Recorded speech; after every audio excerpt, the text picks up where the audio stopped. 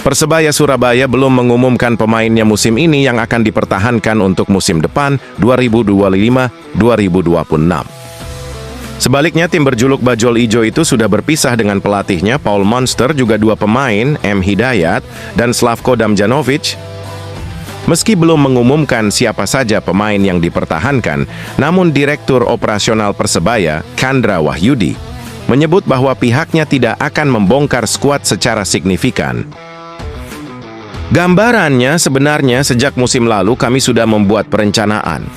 Beberapa pemain kontrak jangka panjang, dan sebagainya, kata Chandra Wahyudi. Kalau teman-teman lihat, komposisi tim ini hampir 70-80% adalah multi-years, jangka panjang. Itu jadi pondasi kami, tambahnya. Beberapa pemain yang memang dikontrak hingga musim 2026, ada Hernando Ari, Andika Ramadhani, Tony Firmansyah, Bruno Moreira, Flavio Silva, dan Dejan Tumbas. Beberapa pemain yang nanti kami siapkan untuk musim depan juga nanti konsepnya akan multi-years, karena Persebaya nggak mau tiap tahun bongkar pasang, tegas Chandra Wahyudi. Namun jelas komposisi pemain Persebaya musim depan akan ada penyesuaian setelah pelatih kepala Paul Monster hengkang.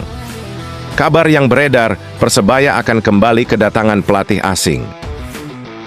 Nama pelatih mengarah ke sosok Eduardo Perez Moran, pelatih asal Spanyol, mantan asisten pelatih Timnas Indonesia era Luis Milla. Setiap ada pelatih yang baru pasti akan ada adaptasi dan perubahan dan sebagainya. Cuma nanti seperti apa kan teman-teman bisa lihat sendiri, tutur Chandra Wahyudi.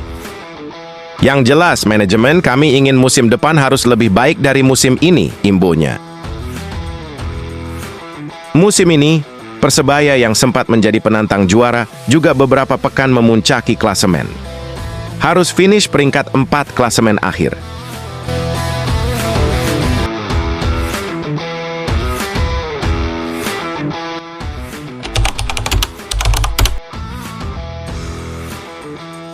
Bek tangguh Slavko Damjanovic resmi mengucapkan salam perpisahan kepada Persebaya Surabaya di akhir musim Liga 1 Indonesia 2024-2025.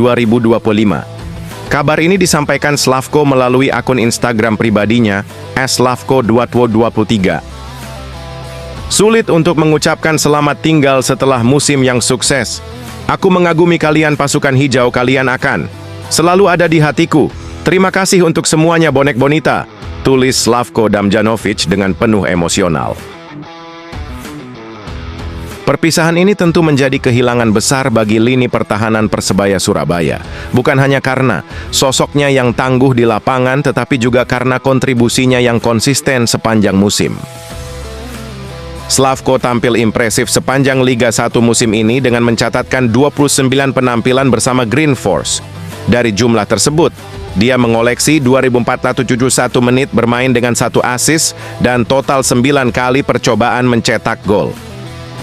Meskipun tak mencetak gol, bek asal Montenegro ini tetap memberikan dampak besar untuk tim. Statistik menunjukkan, dia memiliki akurasi umpan mencapai 88%, tertinggi di antara semua pemain Persebaya Surabaya musim ini. Rekor pertama yang ditorehkan Slavko adalah sebagai pemain dengan akurasi passing terbaik di skuad Persebaya Surabaya. Rata-rata dia mencatatkan 20,1 umpan akurat per pertandingan, sebuah angka yang mengindikasikan kepercayaan tinggi dari rekan-rekannya dalam membangun serangan dari lini belakang. Kehadiran Slavko di jantung pertahanan juga memberikan ketenangan tersendiri bagi tim asuhan pelatih Persebaya Surabaya. Dia mencatatkan rata-rata 3 sapuan, clearance, per pertandingan, tertinggi dibandingkan pemain lain dalam skuad. Dengan kontribusinya ini, Slavko menjadi bek dengan jumlah sapuan terbanyak di tim, menegaskan pentingnya peran dia dalam meredam serangan lawan. Aksi-aksinya di lini belakang membuat banyak peluang lawan mentok di kaki atau kepala Slavko. Jumlah kontribusinya di musim ini sangat sulit untuk dicari gantinya. Terlebih, jarang ada pemain bertahan yang bisa mencatatkan statistik seimbang antara kontribusi ofensif dan defensif seperti Slavko. Kehilangannya jelas menjadi pekerjaan rumah besar bagi manajemen Persebaya Surabaya dalam menyusun skuad untuk musim depan. Mereka harus mencari pemain pengganti yang tidak hanya kuat secara fisik, tetapi juga mampu berperan aktif dalam membangun permainan dari lini belakang. Dengan perpisahan ini, Persebaya Surabaya harus bersiap menyambut era baru tanpa sosok Slavko, tapi warisan. 3 rekor penting ini akan jadi motivasi dan standar baru bagi pemain belakang yang akan datang.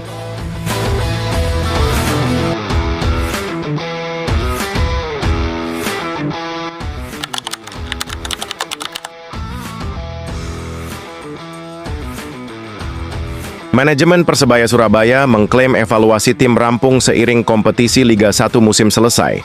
Nama-nama pemain yang dipertahankan ataupun dilepas sudah dalam genggaman. Tinggal menunggu waktu pas untuk diumumkan. Di mana Persebaya baru mengumumkan secara resmi berpisah dengan pelatih kepala Paul Munster. Hal-hal itu tentu sudah kami pertimbangkan sejak beberapa pekan yang lalu, kata Direktur Operasional Persebaya, Chandra Wahyudi. Artinya, evaluasi di Persebaya ini sudah berjalan sejak awal. Ya memang ketika kompetisi mendekati akhir, kami lebih serius lagi, tambahnya. Evaluasi tersebut, terang Chandra, tidak hanya berlaku untuk pemain, namun semua bagian di tim Persebaya. Cuma memang tentu kami tidak bisa sampaikan sekarang, karena ada hal-hal yang sifatnya konfidensial dan harus kami sampaikan di waktu dan momen yang tepat, kata Chandra Wahyudi. Tapi sekali lagi, yang pertama kami syukuri pencapaian musim ini lebih bagus dari musim lalu, tambahnya. Persebaya menyudahi kompetisi peringkat 4 klasemen dengan poin 56. Selisih 1 poin dengan Malut United, yang ada di peringkat ketiga. Posisi runner-up ada Dewa United dengan raihan 61 poin. Persib yang memastikan diri menjadi juara sejak pekan lalu menyudahi kompetisi dengan poin 69. Peringkat Persebaya musim ini jauh lebih baik dibanding musim lalu yang ada di peringkat 12 klasemen akhir kompetisi. Dan tentu ke depan, Persebaya punya target lebih baik lagi dari musim ini. Makanya nanti ada hal-hal yang akan kami perbaiki semuanya, pungkas Chandra Wahyudi.